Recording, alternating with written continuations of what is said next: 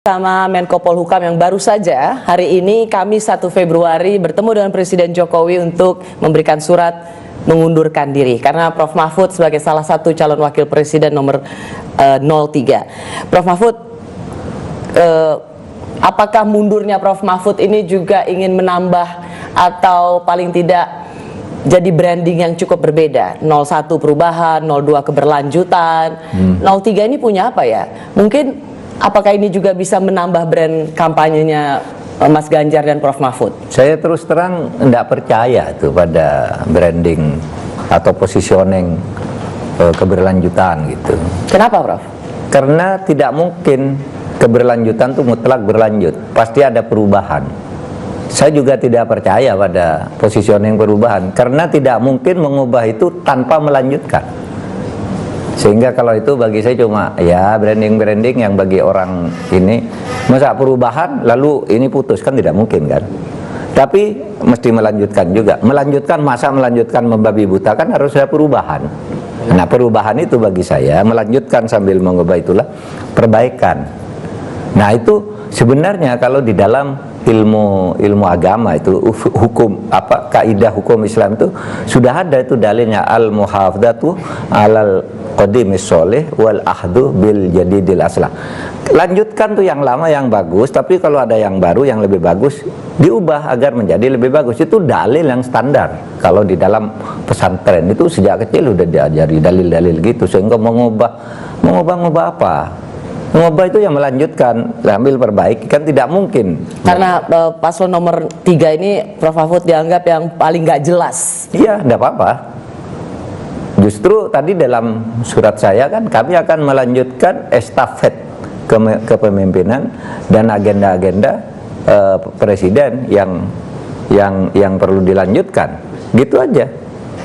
Iya kan? Lalu kami juga akan perbaikan, kan tidak mungkin. 02 punya resources yang dianggap sangat besar dan juga kemudian dianggap Presiden Jokowi sendiri tanpa dianggap benar-benar secara formal berkampanye sudah menunjukkan keberpihakan ke 02 dan kemudian dengan tagline keberlanjutan memiliki semua, satu putaran dipastikan menurut 02 berdasarkan banyak survei, memang Mas Ganjar sama Prof. Mahfud ini masih bisa menang. Kalau kita sudah yakin akan kalah, kan mesti berhenti, tidak bergerak. Kita merasa masih punya peluang yang cukup besar untuk bisa menang pada saat. Seperti misalnya salah satu konglomerat mengatakan sepertiga dari penerima negara ini sudah mendukung, atau para pengusaha yang bergabung di 02 meskipun itu dibantah, itu sudah mendukung paslon 02. Punya semuanya. Ya enggak apa-apa, karena rakyat tuh punya hati nurani juga. Kita masuk dari kemungkinan-kemungkinan yang ada agar rakyat kembali ke hati nuraninya. Di dalam banyak peristiwa sering opini publik yang masif itu sering terbalik di dalam faktanya. Bukan hanya di luar negeri, tapi di Indonesia kan sering juga terjadi kan. Kok lain nih? Selalu terjadi begitu. Prof. Mahfud merasa terbebani tidak dengan gerakan satu putaran? Gerakan satu putaran? Enggak. Kita juga kan bicara gerakan satu putaran, ya kan, sama aja sejak awal gitu, satu putaran. Tapi itu semua saya kira tidak ada yang meyakinkan kalau dibicara satu putaran itu. Sehingga nanti mari kita lihat di lapangan. Ada soal pembagian bansos yang kemudian disinyalir karena dibagikan menjelang pemilu, maka ini dipolitisasi atau diasosiasikan pada Presiden Jokowi, dan kita tahu tentang keberlanjutan Presiden Jokowi ada di putranya.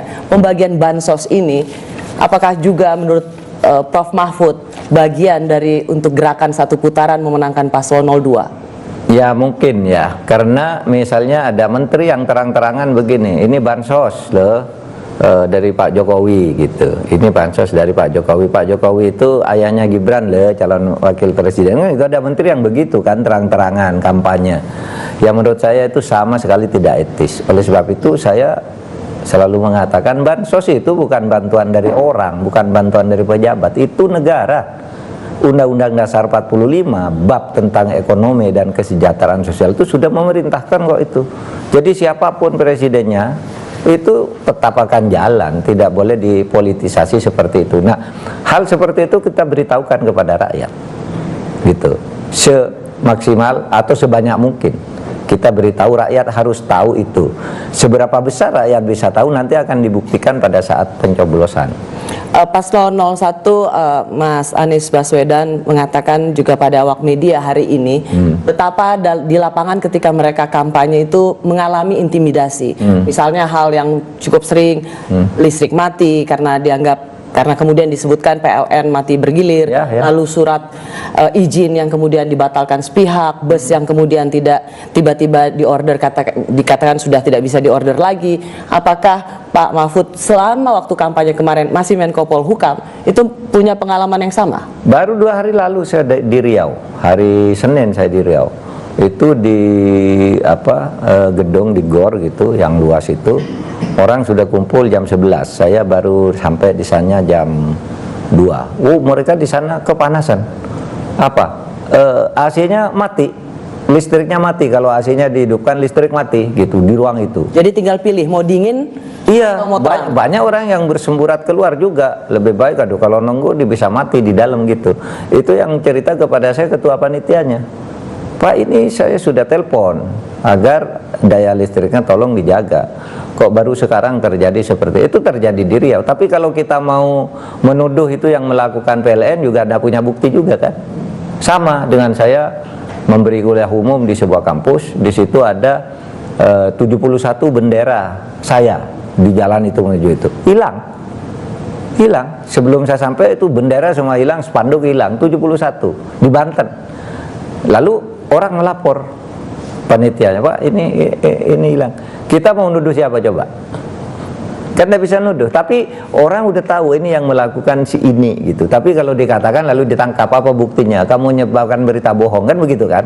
Tapi Bapak sendiri bisa melihat, ada sense itu bahwa kalau ke lapangan itu seperti seolah disapu atau dipersulit, itu sense yang tidak dapat dipungkiri. Kalau mempersulit saya enggak, tapi kalau APK alat peraga kampanye itu banyak yang hilang itu iya.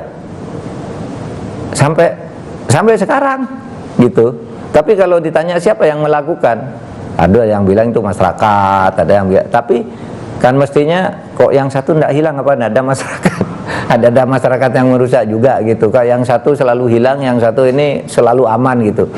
Kan mestinya ada standar pengamanan yang sama terhadap itu. Tapi kalau kita bicara itu lalu ditanya siapa itu yang melakukan, enggak tahu. Kalau bilang enggak tahu berarti kamu fitnah, bikin berita hoax. Oleh sebab itu saya bilang yang begitu enggak usahlah ribut-ribut nyebut orang, apalagi nuduh sebuah institusi. Tapi hati nurani rakyat tahu kan, karena semuanya berbisik gitu. Karena ada misalnya loh lurah misalnya yang dipanggil itu kan sudah banyak yang mengadu, tapi ketika ditanya dia takut juga. Coba siapa yang memeriksa dan sebagainya itu takut, tapi dia datang gitu. Apa isi pembicaraan? Yaitu harus milih ini. Bahkan ada yang disuruh agar menghubungi lurah-lurah lain gitu. Nah nanti kalau ini kita di mana gitu buktikan gitu, takut orangnya malah ditangkap sebelum membuktikan, bisa jadi. Oleh sebab itu kita hati-hati juga menjaga keselamatan masyarakat. Tidak sembarang kamu ungkap itu. Kita punya tim hukum tuh, saya bilang hati-hati jangan sampai rakyat menjadi korban. Rakyat yang membela kita malah jadi korban nanti. Suruh jangan nyebut siapa-siapa gitu, karena dia pasti dipanggil lagi dan yang disebut tuh pasti tidak ngaku seumpama pun iya kalau itu aparat, kan gitu kan. Jadi sesungguhnya gambaran tentang intimidasi di lapangan saat kampanye itu sesuatu yang real. Sesuatu yang real di beberapa tempat tertentu, ya, tidak di semua tempat juga, gitu. Misalnya, saya tadi ke Aceh, saya tanya kanan kiri, tidak ada di sana intimidasi, jalan seperti biasa aja. Tapi mungkin karena memang elektoralnya di sana tidak banyak gitu ya, pemilihnya DPT-nya tidak banyak, mungkin. Tapi saya tanya ke semua yang ada, enggak ada Pak sini perusakan bendera apa gitu enggak ada. Memang benderanya aja yang enggak ada katanya. Bukan karena dirusak. Memang Nggak punya benderanya uang. nggak ada, tidak ada alat peraga kampanye di sana. Iya, enggak punya uang buatnya apa katanya, bukan karena hilang. Tapi kalau di Jawa kan banyak tuh. Di Sumatera beberapa kan banyak yang terjadi, tiba-tiba bus hilang gitu satu malam. Kalau ditanya enggak tahu, masyarakat sendiri katanya. Tapi yang satunya enggak hilang, malah bertambah gitu. Itu kan, itu masyarakat sendiri juga gitu. Kalau Pak Mahfud nggak Menko Polhukam lagi, lebih berat lagi nggak kira-kira? Enggak, saya biasa-biasa saja.